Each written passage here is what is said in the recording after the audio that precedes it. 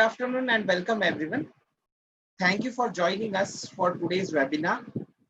My name is Dr. Amit Borse and I'm a Senior Product Manager with IVA, a division of Emcure Pharmaceuticals Limited, a pioneer in the field of gynecology and IVF. We at Emcure are on a mission to nurture and support 28 days with Programming 28, which is the foundation of ART. Programming 28 is based on the concept of ovarian cycle and uterine cycle and managing the same with exogenously given gene-rich analogs, gonadotropins, and hormones as per different protocols to fulfill the desire of motherhood and more appropriately now parenthood. Emcure promised to deliver all possible support in terms of therapeutic agents and academics support like this. At this time, when there is a complete lockdown due to the outbreak of an invisible enemy, COVID-19, with the help of this beautiful technology, Zoom, we have tried to get the doctors together and continue with academics. Today, we are fortunate enough to have a veteran amongst us, Dr. V. Padmaja Madam, who will be guiding us all on the topic, recent updates on endometriosis. This task of introducing our speaker is a great privilege, and I feel elated to take this opportunity to introduce her to everyone. Dr. V. Padmaja Man, chairperson of chapter of APSR, is also president at Vijayawada OBG Society 2019-20. She has been a chairperson chapter of ISAR AP 2017-20, an organizing co-person of South Zone UA Foxy 2018, APCOG Secretary 2017. Previously, she had been an ex-secretary of VOGS and executive member of VOGS. She has also been an assistant professor of PSG Medical College 1995. She has affiliation with Foxy, ISAR, IMS, ISOPAR, IMAS, ISHRE, IMA as well. So thank you, ma'am, for joining us. And for this online seminar, everybody can just understand one thing, that as and when people join, we have to mute our audio so that we are able to hear V. Padmaja ma'am clearly. Thank you, ma'am, and handing over the session to you. I'm stopping the content which I'm sharing. I'll request you to share your PPT.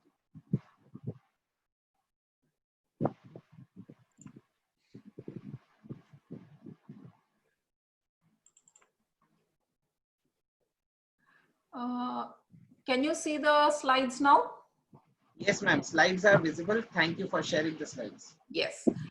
So good afternoon, everybody.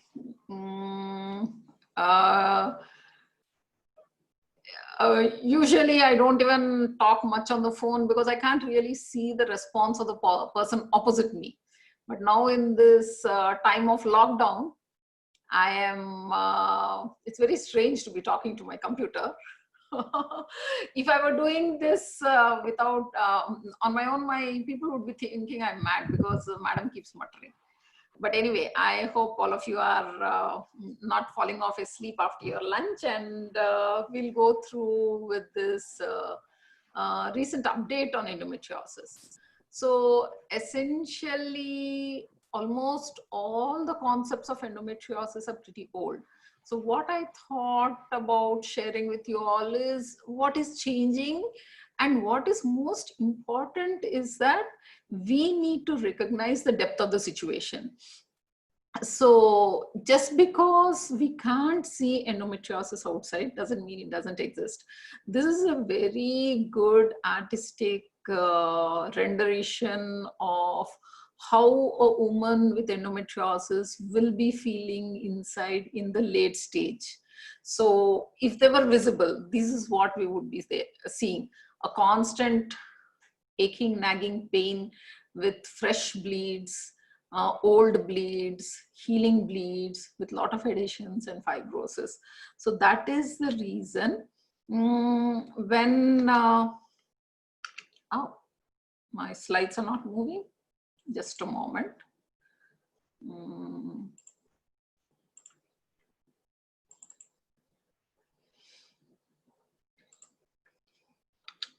Okay. We need to realize that almost with the diagnostic modalities increasing and we are coming to know about the prevalence, 10% of the reproductive age women seem to be having endometriosis. And in East Asia, we had a little less with around 6.8%. And as all of you know, it is a hormone dependent disease. So short menstrual cycles, family history of endometriosis, and some genetic polymorphisms seem to aggravate the problem.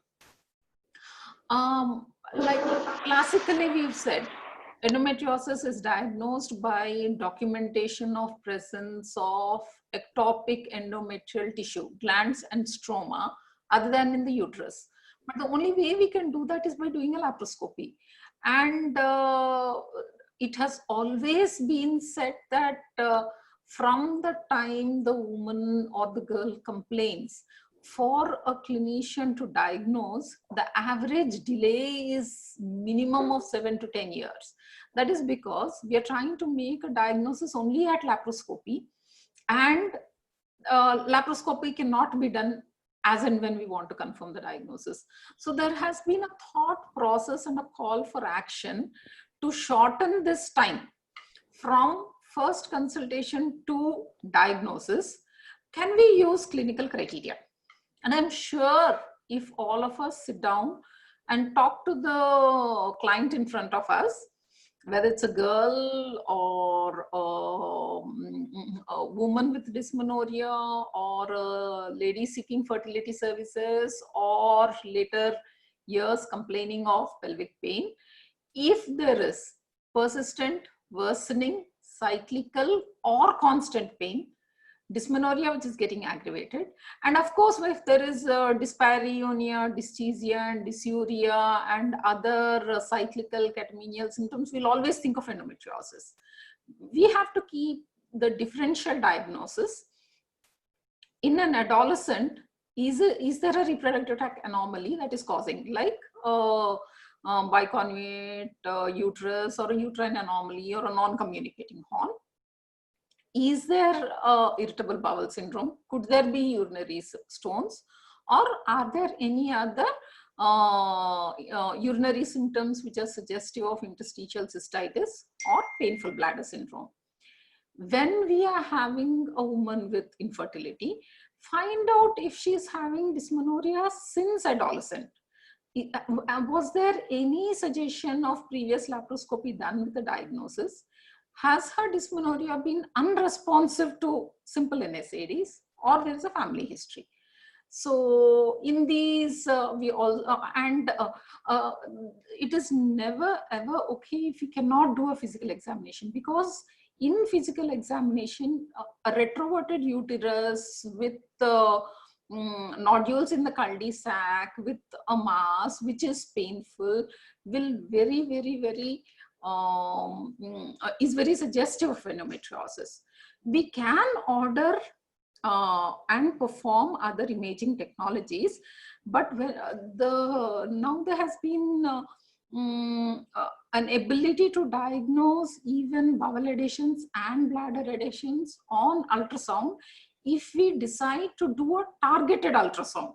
So when we are asking ultrasound pelvis, it shouldn't be a simple ultrasound pelvis. We should write our clinical diagnosis saying ultrasound for query endometriosis. Then there are, I will give you some hints about how well you can do that.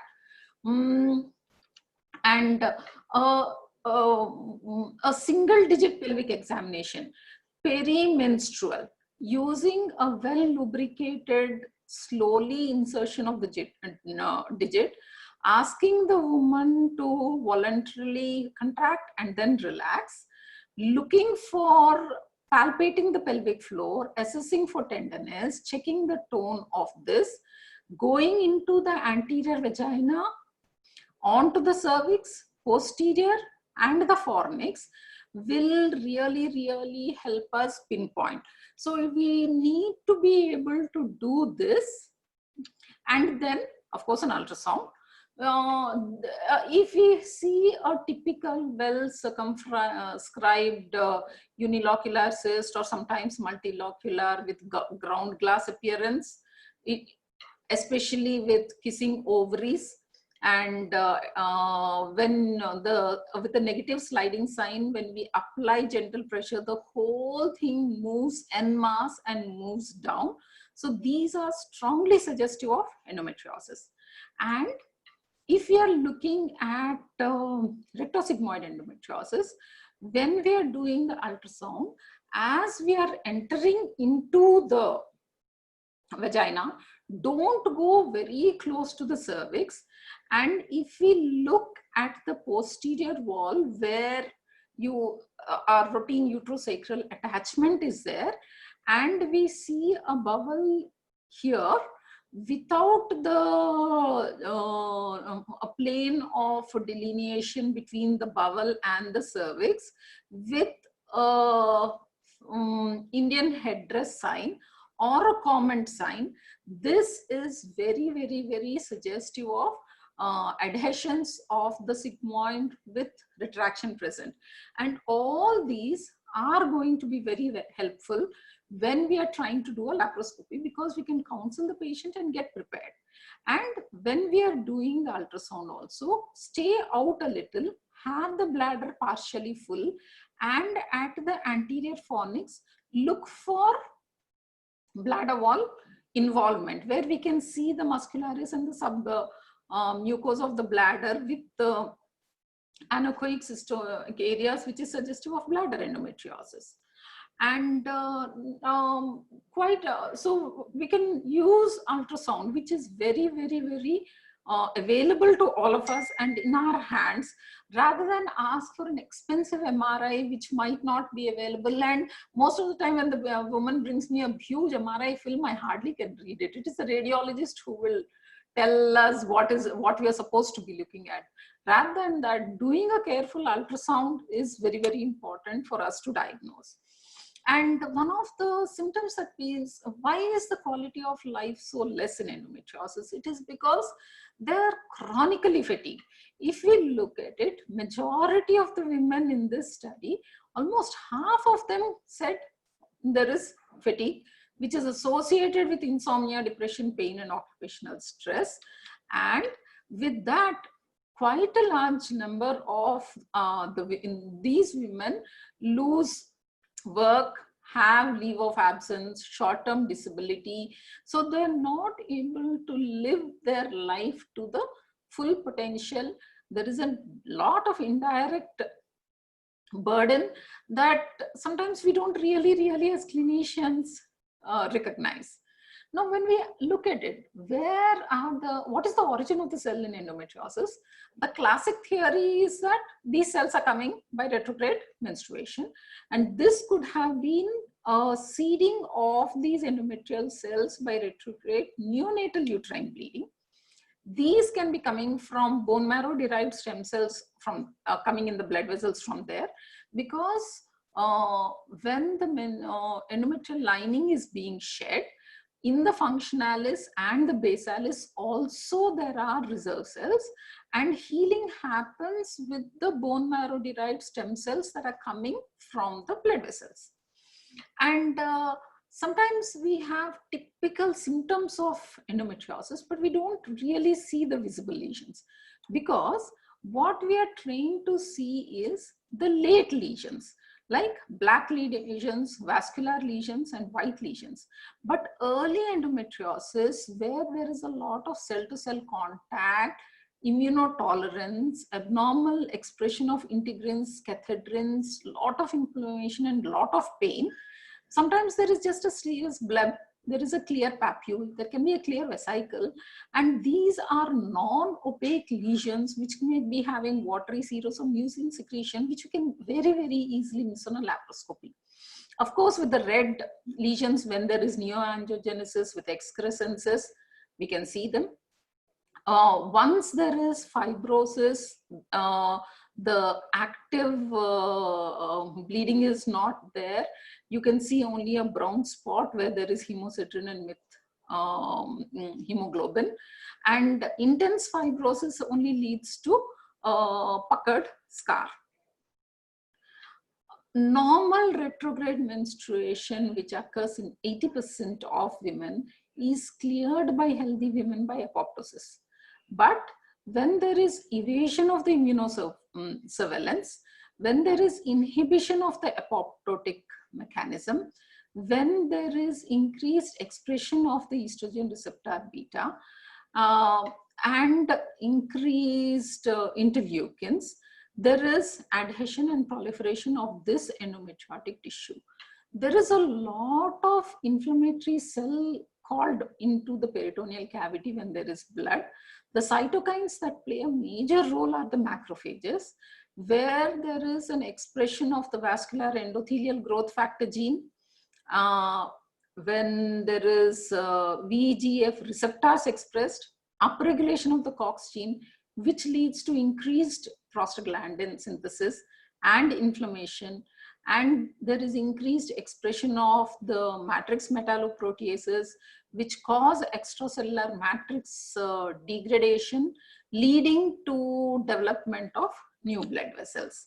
And only the bone marrow macrophages are designed to destroy the old RBC, get the ferritin and convert it and reuse it to form hemoglobin. But the macrophages that are there in the peritoneal cavity, which are phagocyting these active bleedings, are overloaded with hemosiderin, and this leads to a lot of reactive oxidative species. So, and normal endometrium, with the expression of progesterone receptors, converts active estradiol by 17-beta hydroxysteroid dehydrogenase into estrone, which is a weaker estrogen. So, but in ectopic endometrium, there is progesterone resistance. There is gene polymorphism of the progesterone receptors. Progesterone receptor B is not expressed and A is downregulated. Estradiol is present a lot, and there is upregulation of aromatase that converts weak estrogens also into estradiol. So when, and you know, everyone knows that estrogen is what causes proliferation of everything. And there is something else happening at the cellular level. The fibroblasts in the endometrium are undergoing myofibroblast transdifferentiation and turning into myofibroblasts with the presence of platelets, where there is a lot of TGF-B1. The peritoneal cells and the epithelial cells are undergoing mesenchymal transition, leading to fibromyoblasts. The stiff tissue with fibrosis is enhancing the differentiation of myofibroblasts. So ultimately, all these types of cells are turning into myofibroblasts, which lead to an increased deposition of fibrosis. And that is the reason why so many adhesions are there. So we need to remember that not only endometrium glands and stroma are there, but lesions have an intense presence of smooth muscle component and fibrosis. And so to give us, to make a change of thought process, we should be calling it a fibrotic condition in which we find endometrial stroma and gland, and there has been a call to redefine it. And none of this will be sustained unless there is vascularity. So what you can look at the number of signaling pathways, microRNAs, proangiogenic factors, which are causing new blood vessels to sprout. And along with these sprouting, the bone marrow derived cells form the endothelial lining. And there is a phenomenon in endometriosis that is unique called inoculation. Now, when a menstrual cycle is occurring, the endometrial tissue that is there is being shed off.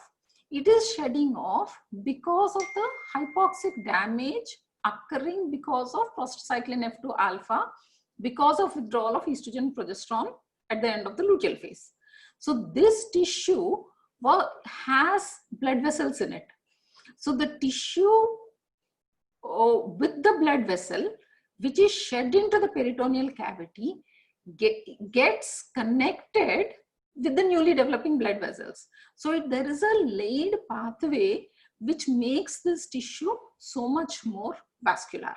And you can look at the number of pro-angiogenic factors that are elevated and decreased anti-angiogenic factors. So in a low risk woman with the retrograde menstruation occurring, there will be regression with these blood vessels.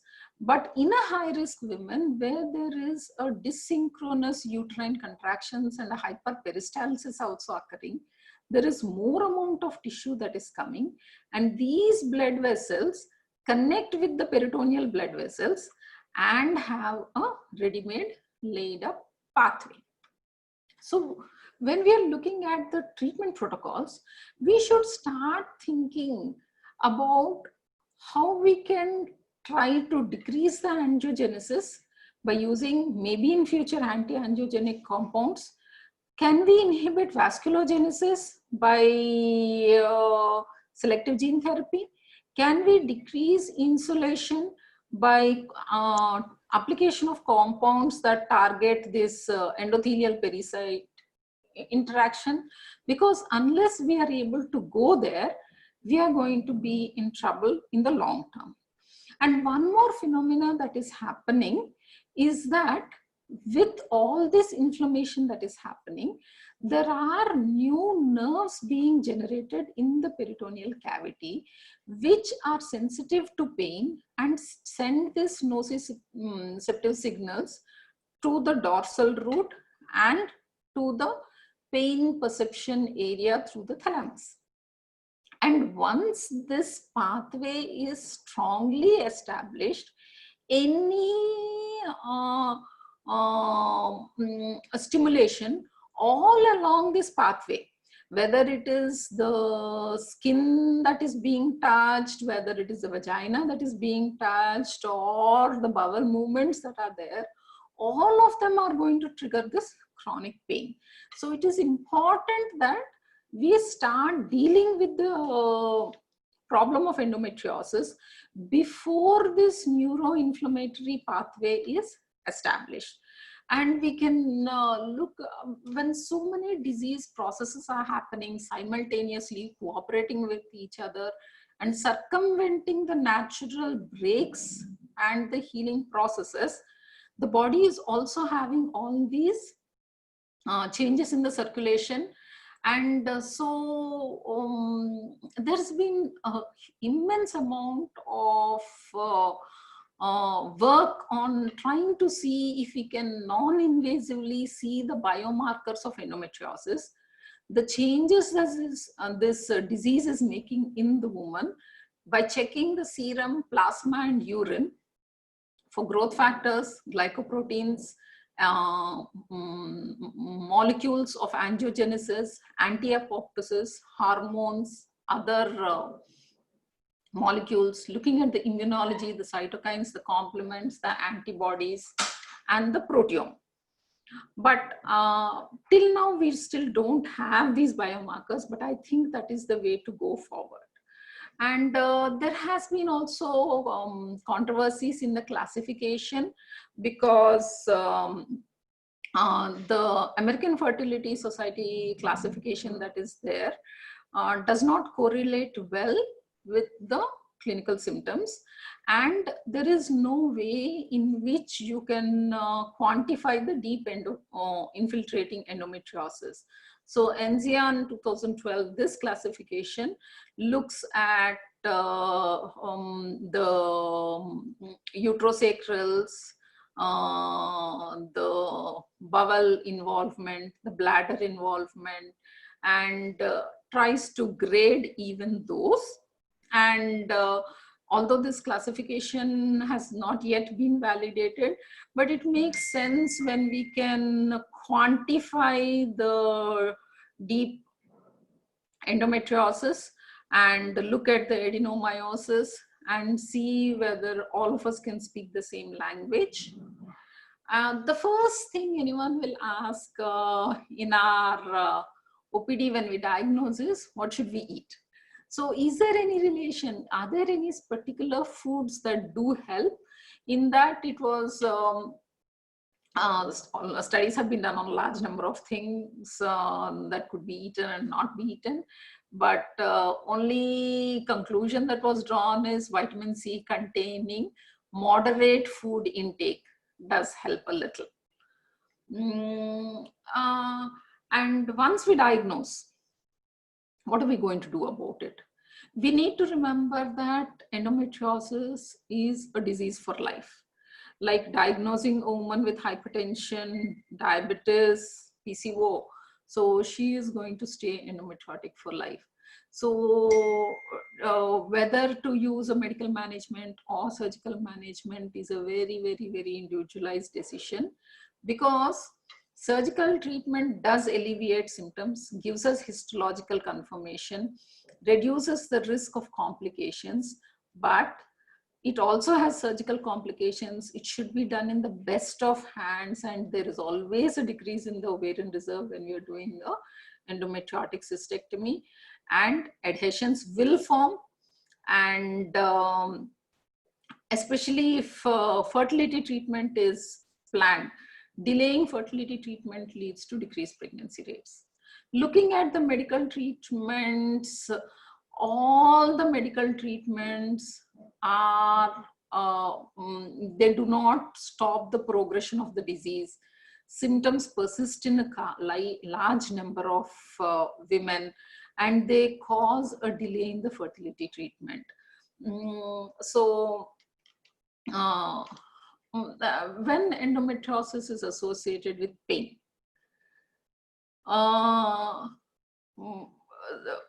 the first thing we should start thinking is, can we do egg preservation? And laparoscopy is one of the best options. Post-op hormonal suppression does decrease the recurrence, but if the fertility is the goal, we should not be putting them on any medical management. So looking at what are the treatments that we do have for endometriosis and pain till now, all of them are based on only taking care of one of the pathologies that is there in women. We are only trying to juggle around the estrogen hormone. We are not really able to deal with any of these pathways in all our medical management. We are, when so many factors are changed in endometriosis, what we are trying to juggle around is in the hormones, estrogen and progesterone. So you can see how little effort and how little drugs we have in our armamentarium. So of the ones that are available, the first line is always been combined oral contraceptives. The advantage is we can use them continuously, long term. They decrease the pain by 52%, but we should remember they're associated with thrombotic risk, nausea, weight gain, breakthrough bleeding, breast tenderness, headache, and amenorrhea. And I don't think any woman or girl will continue to use them for more than 1 year. The other molecule that we've been using is progestin. This is also associated with weight gain, decreased libido, depression, and fluid retention. But it decreases the development of deep dyspareunia. It does give relief, and all things that we are saying, we should tell that the course of treatment is almost 2 years, 3 years, 5 years. If it is an adolescent girl we are doing, we should tell her that she should continue her treatment till she plans a pregnancy. So imagine the amount of time we have to talk to them, and this counseling should start from the first doctor, the first consultation, because otherwise they will say, the first doctor only told me a 3 months course is enough, and then they will come back to the next person with a much bad disease. If fertility is not concern in these women, and they are already married, intrauterine device with progesterone really helps. And GnRH agonists are the second line. I don't really use them much, because although the pain score decreases, recurrence rate is very high, temporary relief, and they can be used only up to 1 year with add-back therapy. At the end of 1 year, women are going to be depressed, they're going to have hot flushes, they're going to have bone loss, they're going to have urogenital atrophy, and endometriosis is going to come back with vengeance. Aromatase inhibitor, GnRH antagonists have been tried. Aromatase inhibitors are not FDA approved. A lot of work is happening on oral use of GnRH antagonists, but they are also associated with a lot of side effects, and they're very expensive. So not only giving a medical prescription, we need to remember that they need good information. They have a lot of emotional issues. So doctors, nurses, we might not be so aware, but it is very good if they have a support group. And when we are looking at infertility, looking at publication in Fertility Sterility as recent as 2020, where there was a systematic review of 36 trials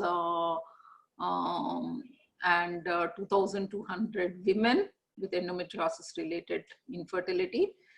Laparoscopy or GnRH analog leads to higher odds of pregnancy. So in a woman with suspected, the first thing that we need to do is look at the male factor and other factors which suggest, along with endometriosis, will she need an ART? If she needs an ART, go for ART directly. Otherwise, check the ovarian reserve. If the reserve is poor, go in for an ART. If we think that there is good reserve and there is only minimum or mild endometriosis, at the first look laparoscopy itself, cauterizing these endometriotic deposits, ensuring tubal patency, gonadotrophin IUI for 3 to 6 cycles does cut down the time to pregnancy. If it is severe, then IUI, because of the peritoneal disease that is there, the abnormal tubes that are there, the peritubal and periovarian adhesions that are there, the option is to go in for an IVF, but we can give them 3 cycles of gonad IUI. There is hardly any scope for expectant management unless we are very sure it is minimum mild disease. The woman, the couple is young, they've been together for a very short time, there's an excellent male factor, and there is a good reserve. But the crux of everything should be that endometriosis per se leads to a lot of inflammation and a decreased reserve. Any laparoscopy leads to further decrease in the reserve. So time to pregnancy should be really cut down. And even when we are looking at IVF, you see that with severe endometriosis, the chance of pregnancy compared to doing IVF for unexplained endometriosis is much less. And once they become pregnant, what's going to happen? Everything is not hunky-dory, because the regression of the endometriotic lesions is only going to happen in the second and third trimester. So her endometrioma, scarring, adhesions, and all are going to be more painful in the first trimester. And in pregnancy, there can be rupture of the endometrioma, there can be intestinal perforation, spontaneous hemoperitoneum, infection of the abscess, uterine hemorrhage, spontaneous pneumothorax, uroperitoneum, and rupture of the fallopian tubes. So pregnancy needs to be monitored very carefully. Even after delivery, we need to remember that even in menopausal women with head neck cell mass, especially in the early menopause, between 40 to 59 years, endometrioma associated tumors occur in 11%. So when we are doing, when we see an head neck cell mass with vascularity in a woman, even when we know it is previous endometriosis, malignant transformation can occur. So we need to keep that in mind. And when we were talking about the pathology, we knew that so many different molecules are playing a role. So there is a lot of research going on not just hormones, but on anti-TNF antibodies, estrogen receptor beta agonists, danazol vaginal ring, antioxidants, muscle relaxants, steroid sulfatase inhibitors. So we need to think and identify biomarkers for non-invasive diagnosis and keep other pathophysiological mechanisms in mind for drug targets. And we should try to modify the immune and inflammatory pathology that is there. And these were, I will finish with my concluding slides, which are from the Endometriosis Treatment Italian Club, which said, when endometriosis is so severe, each one of us takes a decision based on the client who is sitting for us.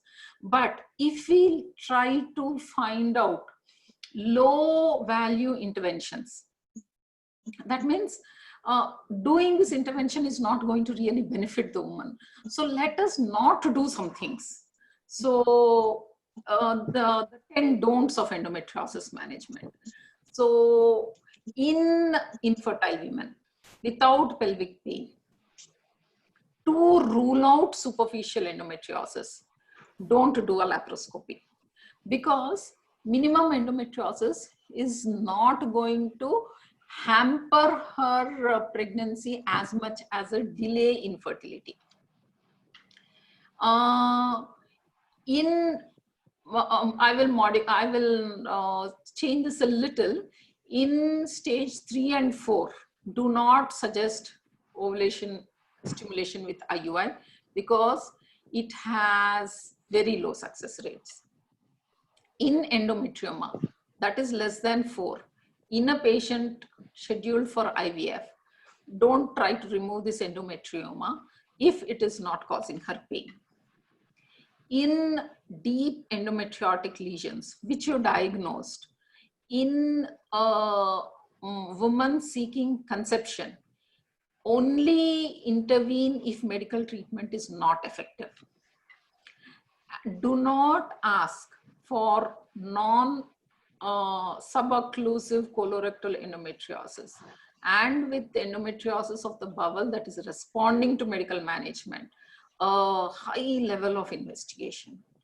And don't ask for repeated CA-125 in uncomplicated endometriosis in the absence of ovarian cyst, because it only increases the cost, increases the anxiety, and if the CA-125 is marginally increased at some point of time, it increases the number of interventions. Once a woman undergoes surgery for an ovarian endometrioma and is not seeking pregnancy, always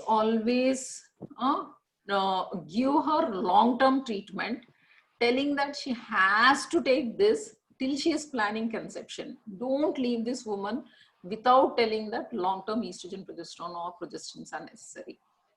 In adolescents, if there is dysmenorrhea and we suspect endometriosis, first always try to relieve the symptoms with estrogen, progesterone or progestins, and only then do a laparoscopy.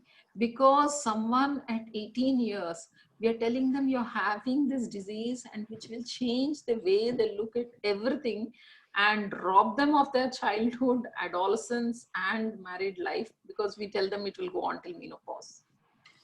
Do not prescribe drugs that cannot be used for prolonged periods. Suppose we think the most expensive progestin is the best for her, but she is in a financial situation where she will not be able to use it for the next 4 to 5 years. Go in for a lower cost estrogen progesterone, because long-term suppression is what is necessary as a first line medical treatment. And don't ask for robotic laparoscopy outside research settings. And I think with this, I will stop here. And thank you for being with me. And thank you, Emcure, for letting this happen. Thank you, ma'am. Thank you. Ma'am, can we have a question and answer session for 15 minutes? Yes, please. Can I call up later? Dear all, we thank you, ma'am, for this fantastic session. Amardeep, sir.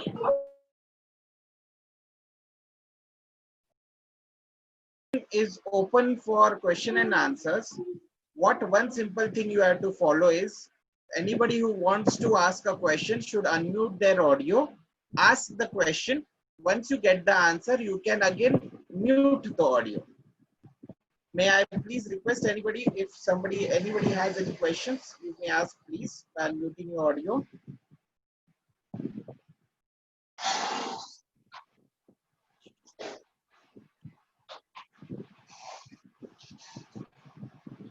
Yes, Dr. Sri Harsha, is there a question?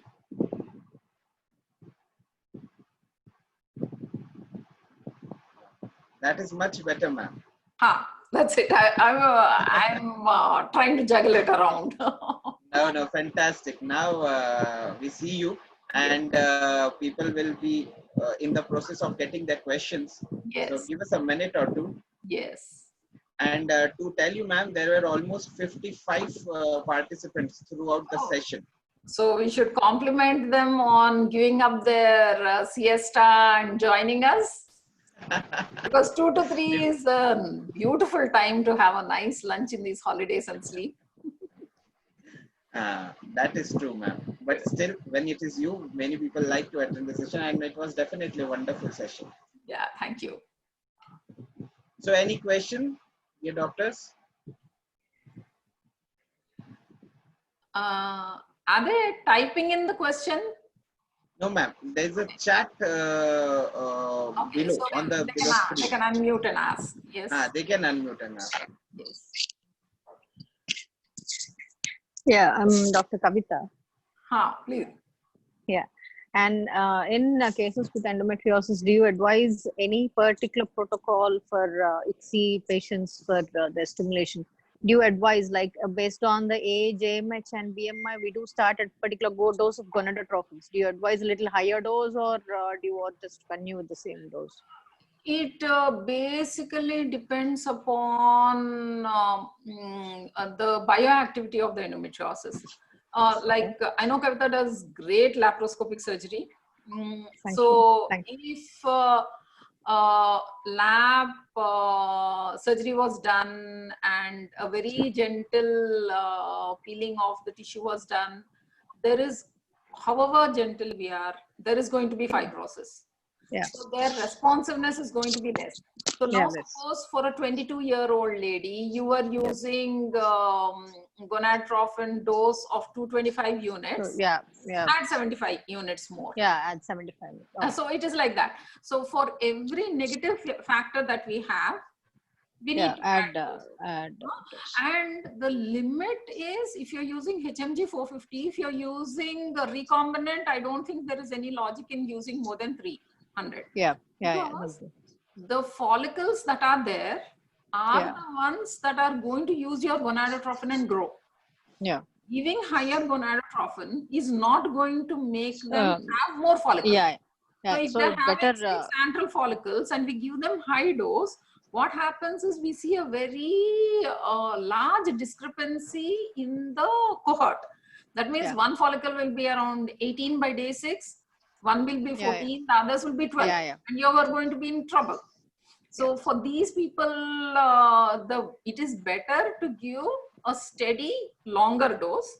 And if we think that after oocyte aspiration we are not getting adequate number, then dual stimulations and all is luteal phase stims and dual stims. Dr. Ramaraju does agonist protocol where some people are more comfortable with that. So do the laparoscopic surgery.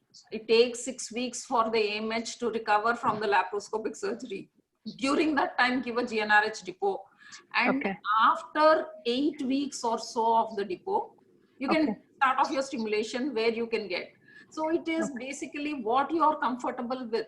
And the first IVF stimulation is always an experimental one. So you never know till you aspirate the follicles what you're going to get.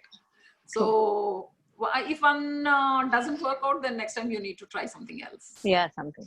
Thank you, Dr. Padmita. Wonderful session. So and if we have given GnRH analog depot, there is no need to give agonist. And in those who can't try these juggle around these, will give letrozole for 3 days, pick up, freezole, all those will not work.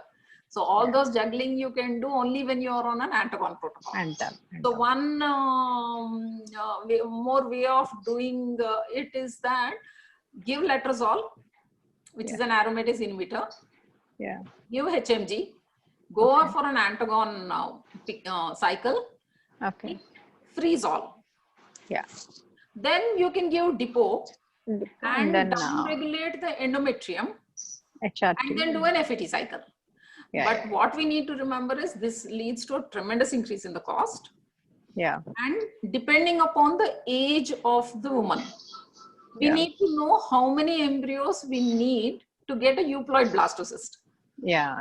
So most of these women, the drawback that we feel is that they go around, they exhaust their resources, their time, they would have tried all medical therapies and come to us.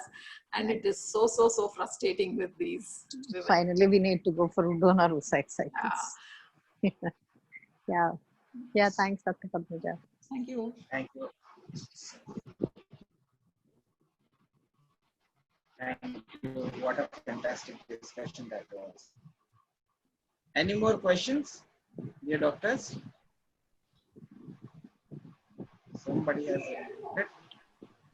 Hello. Yes. Madam, this is Dr. Sirisha. Wonderful presentation.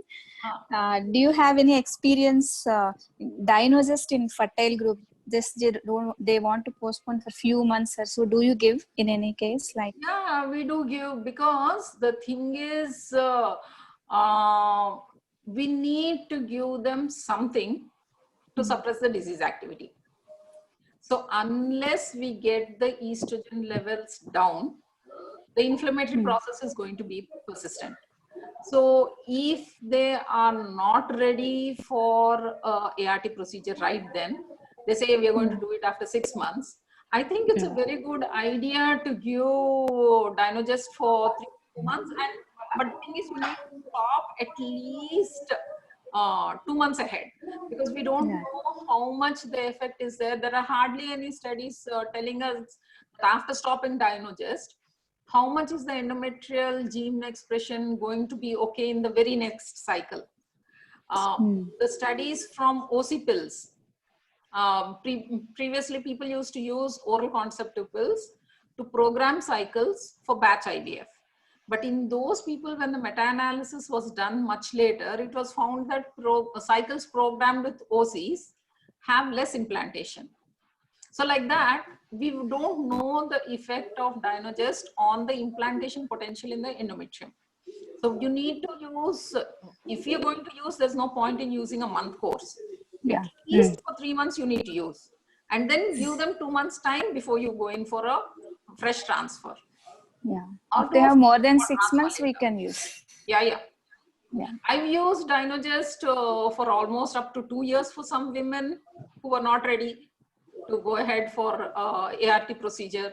They tell me I'll come back after 3 months. Then they say finances are not arranged. Then they say there's some other issue. So I tell them, you continue it, because this is not when we are doing an ART procedure, there is no assurance that they're going to conceive in that very month. Yeah. So it's our responsibility to see that they are symptom free. How much pain they go through, it is really, we need to see to believe it. When they come during their period, you know a lady with endometriosis has her period, there has been no, whatever we've done, our IUI or whatever has happened, by looking at her face as she is walking into your OPD, you know that is suffering that they have. Thank you, ma'am. Thank you. Good afternoon, madam. Yes, Dr. Saujanya, please go ahead. Yeah, madam, good afternoon. Good afternoon. Presentation. Madam, can you tell when to operate on an endometrioma in an adolescent girl? At what size should be advised surgery? There is absolutely no hard and fast rule about the thing. The only thing is that when an endometrioma is around 6 centimeters, 7 centimeters, 8 centimeters, whatever medical management you're going to give is not going to cause complete regression of that cyst. Okay, because we are taking her body in all these hormonal medical management that we're doing, we're trying to decrease the amount of shedding that an endometrium happens. So the endometrioma cyst wall has the lining, which is going to shed with every menstrual cycle. So when you're going to suppress that one, the size is not going to increase fast, but for nature to be able to clear that entire blood clot is going to take ages. So it is not going to decrease in size. If there are symptoms because of that big size, only then operate. If there is a 4 centimeter, she has minimum dysmenorrhea, and she is responding to medical management with a cyst size not increasing, don't operate. Because at 18 years, you're going to operate her, and what are we going to tell her? We don't have a great armamentarium to cure the disease. We only have medications that will work to suppress the disease activity as long as the girl takes it. So most of them, what they will do is after the surgery, they will use for a year and they will not use it. And by the time they get married, you have a full blown one with additions where you cannot do an operation again. So the client needs individualization. So you need to, before you go for it itself, you need to talk to them about all the implications. What will we do if there is surgery? What are we going to expect after surgery? How long do they need to take medications? So we need to have multiple sessions, because one moment we tell the entire family is going to get very upset. So we need to talk before we operate. Because after we operate and there is a recurrence, they're going to say that doctor did not do a good job. Not realizing that the disease has multi-pronged approach of survival. I hope you got it, Virginia. Yeah, and one more thing, use DMPA injections once in 3 months for these reproductive age group women who are not willing for pregnancy, right? I mean, with endometriosis. Symptoms mainly, not diagnosed on laparoscopy or anything, mainly symptomatically diagnosed. Yeah, there are people who like DMPA and there are people who hate DMPA. And the thing is, we don't have too many publications on it, studies on it. Personally, I have used a lot of DMPA. With the woman, we have to, as I say always, endometriosis, we need to talk. We need to tell the women that once I give a medication, for the next 6 months, my hands are tied. Whatever is the side effect, I cannot give you another medication because nothing else will work. So you should be prepared for weight gain. You should be prepared for irregular period. You should be prepared for continuous spotting. And only by the third dose do you really see a decrease in the size. So instead of giving once in 3 months, we've given once in 2 months to make sure that the threshold level is reached and super threshold level of progesterone is there, because there is some amount of progesterone resistance. And in fact, some of my endometriotic ladies whom we followed up over the past, I think I've been using it from 2002. So we've used them even for up to 5 years. And after that, we stop the medication and keep monitoring their ultrasound levels and their symptomatic level and restart if there is a. Some people are very comfortable on it, but not everyone. Okay. Again, we have to counsel here and decide accordingly. Yeah. And Dr. Bhaskar Pal of Kolkata hates it. He says women put on weight, they have regular periods. I don't like it at all. But I mean, that's what, no, it depends upon what are the other options you're having. So if not DMPA, they have to be on pills. If not pills, they have to be on Dynogest. If not that, they should accept an intrauterine device with progesterone. So one of the things they have to accept. So it is an option. Yeah, they have 3 options. Okay, madam. Thank you. Madam, good afternoon. Dr. Sriharsha, ma'am. Sriharsha, tell me. Ma'am, when you're doing this ultra long protocol, what is the gap which you're taking to start the stimulation? Is it like immediately after 3 weeks or exactly after 4 weeks, or does it differ in case of poor responders and it differs hyper a lot, responders? So what I usually do is, like Indians are notorious for their jugaad, and we form protocols as we go along, depending upon the patient. So what I do is, for 4 weeks, there is absolutely no question of starting. So after giving a depot, I call them back after 4 weeks and I do an ultrasound scan. Yes, when I see the scan, if the endometrium is a 2 mm lining, so then I ask for an estradiol level. So if the estradiol level is less than 5, I tell them to come back after 2 weeks. So, and then I repeat a scan. And so when that endometrium is looking around 4-ish mm, where the antral follicles are, you start seeing the antral follicles, because when you're down regulated, the antral follicles are totally gone, and they all shrink to around 2 mm size. So when they start that 6-ish mm, then I repeat estradiol and LH value. When the LH value is around 1, when the estradiol level is coming up to 20, that is when I think, okay, fine, the effect of this depot is going, and let us use this window of opportunity to start stimulation. So for some women, it is 6 weeks. For some women, it is 8 weeks. So I think we should be able to use that rather than have a hard and fast rule, because when we are going to stimulate with an E2 of less than 5 and LH of 0 point something, we are going to have to use a large amount of gonadotrophins. And every time after 5 days, the patient will ask, where are the follicles? Because ultrasound is how much we can see, the patient can also see. If we've done her follicular studies 4-5 times before, she will only say, madam, what are you doing? Nothing is growing. That is what my patients tell me.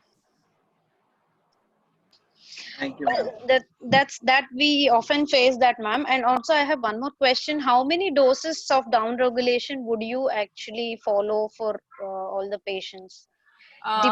Does it differ again? Not really. The thing is, if it is having adenomyosis, then I feel 3 months of down regulation is a must. Endometriosis, I don't really believe in, for before embryo, frozen third embryo transfer cycle, I don't believe in giving more than 1 or 2. Because the studies that have been there are only 3 randomized studies. And I think altogether, all those studies had only 60 people. And they were done pretty sometime back. So I'm not comfortable with giving depot for very long. It only increases our burden of trying to tell the patient later, if it doesn't implant, after doing everything, what did you do? So because that's what patients think. Ultimate aim, what is our aim? We don't want an inflammatory background. We want the endometrium to respond to how we are saying.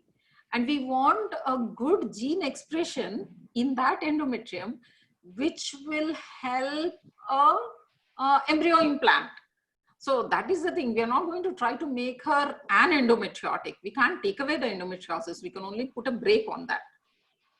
So once it is rolled to a stop, there's no point in continuing the brake. Yeah, that's wonderful, ma'am. I also have one experience with an endometriosis grade 4 patient who have been operated multiple times with several doctors. She's a PCO patient, and when I have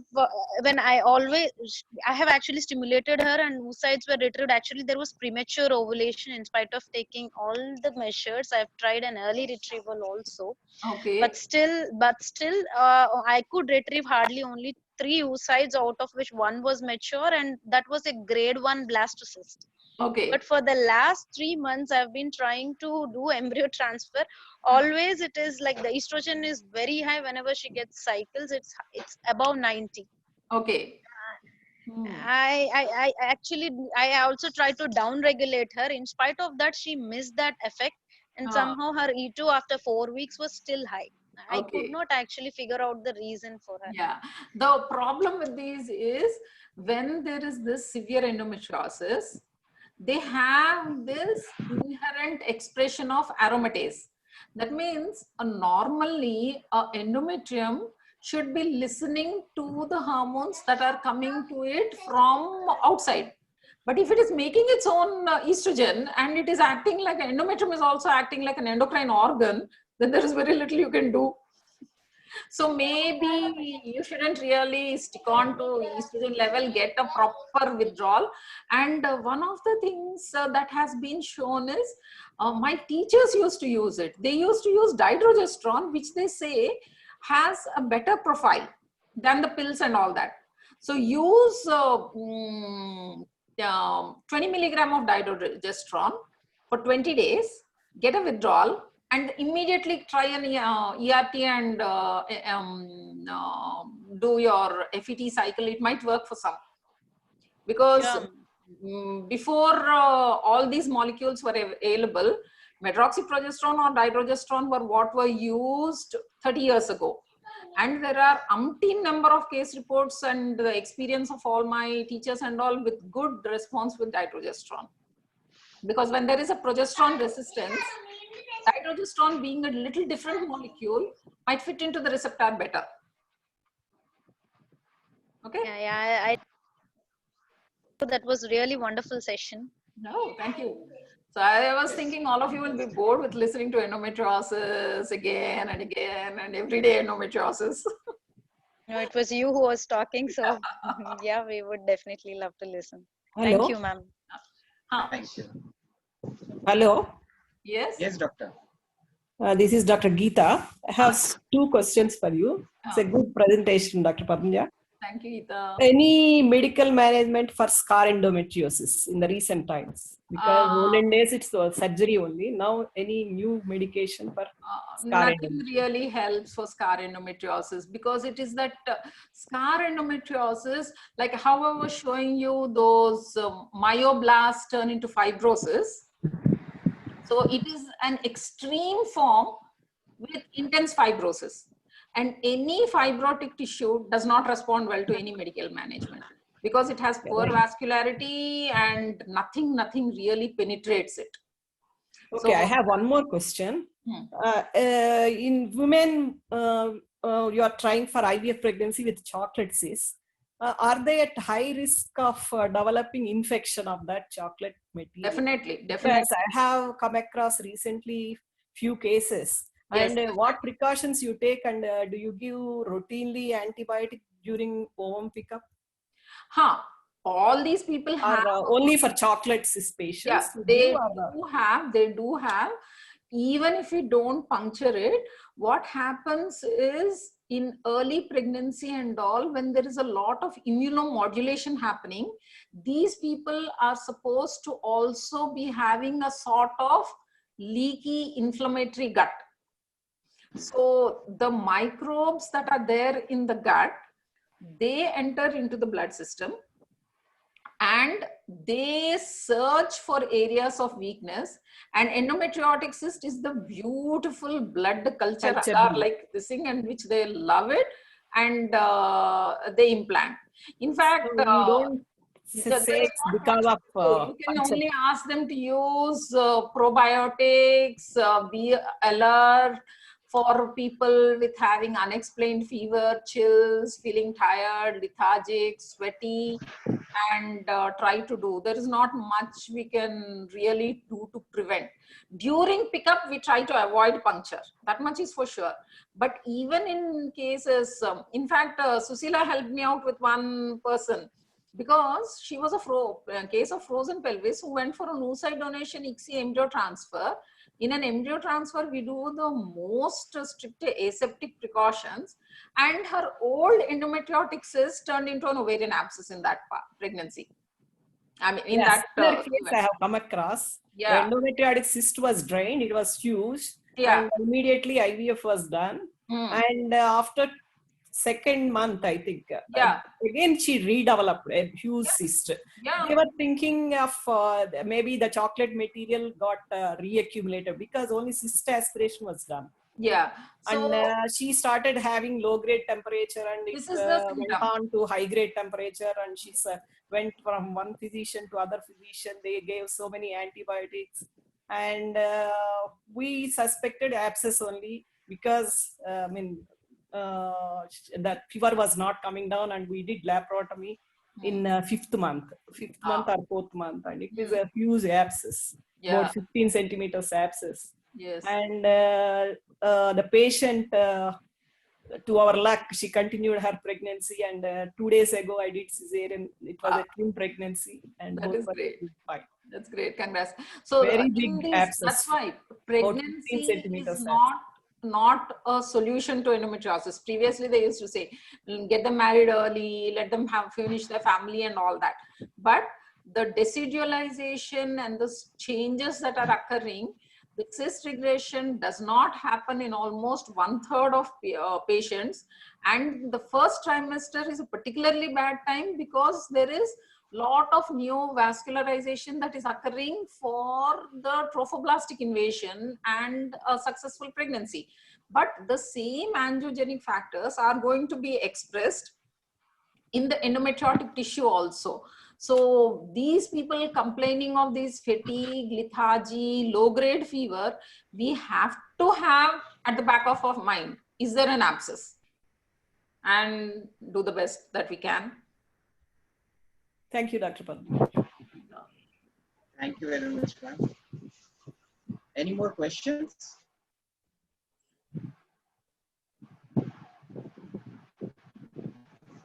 Hello?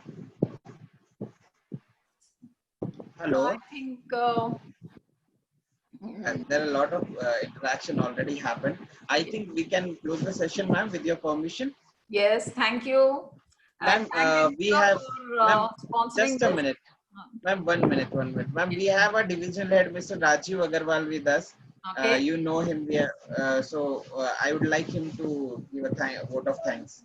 Okay. Rajiv, sir, please. Shall I close this? Yeah. Good afternoon to everybody. No, good afternoon to everybody. My name is Rajiv Agarwal. I am division head with IVA division of Amcure Pharmaceuticals Limited, a pioneer in IVF and gynecology.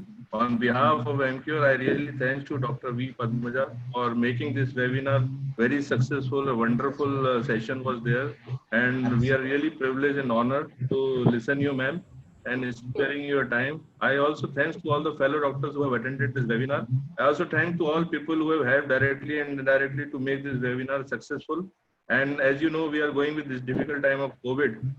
We at Amcure wish you healthy, and we wish you that you stay healthy and fit. Thank you very much. Thank you. Thank you very much. Thank you, ma'am. See you again soon. Thank you, ma'am. You can log out. Everybody can log out. Thank you. Thank you.